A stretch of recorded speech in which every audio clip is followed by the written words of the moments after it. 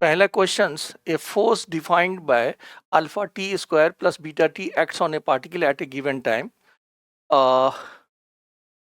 तो आपको basically alpha and beta की डायमेंशंस को फाइंड करने के लिए बोला गया है। अब अगर आप चैप्टर्स के डिस्कशंस को रिकॉल करो तो हमने इस चीज़ को ज़्यादा हाईलाइट किया है कि डायमेंशनली आप सिर्फ सेम क्वांटिटी को ऐड कर सकते हैं, सब्सट्रैक्ट कर सकते हैं। इसको काफ़ी हाईलाइट किया है। तो ये टर्म भी फोर्स को रिप्रेजेंट करेगा और ये टर्म भी फोर्स को रिप्रेजेंट करेगा।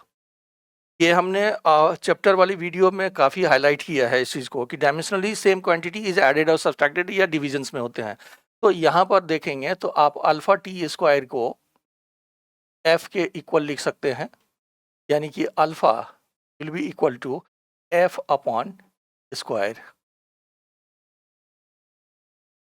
एंड यहाँ पर मैं सजेस्ट करूँगा कि आप f की डायमेंशंस को MLT-2 लिख करके पूरा सॉल्व मत कीजिए, अभी इसी फॉर्मेट में रहने दो। फिर देखो कि beta t equal to f है, तो beta equal to f upon t हो जाएगा। अब यहाँ से आप क्वेश्चंस पढ़ो, the factor which is dimensions less find करने, डायमेंशंस लेस फाइंड करेगा इस ऑप्शन में से कौन सा क्वांटिटी डायमेंशन लेस है। तो अगर आप देखें तो यहाँ से आप अल्फा टी को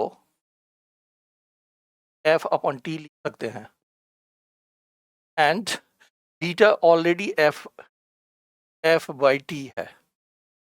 तो अगर हम दोनों को डिवाइड कर दें तो अल्फा टी अपॉन बीटा, ये एक डायमेंशन, ये कांस्टेंट आ जाएगा, इसका मतलब ये डायमेंशन लेस हो जाएगा। तो हमें एग्जामिनेशंस में अपनी स्पीड को भी मेंटेन रखना है। तो स्पीड को मेंटेन करने के लिए अगर आप यहाँ पर f का वैल्यू लिखते हो MLT-2 एंड फर्दर सॉल्व करते हैं तो उसमें टाइम जा रहा है, इससे आप डायरेक्टली कर सकते हैं।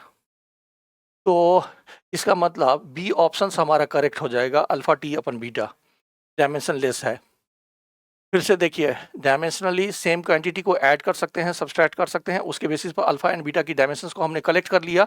एंड यहाँ पर आप एफ को ब्रेक मत करो अभी, क्योंकि हमें वो क्वांटिटी फाइंड करना है जो डायमेंशन लेस है, उसके बेसिस पर ये इजी हो जाएगा।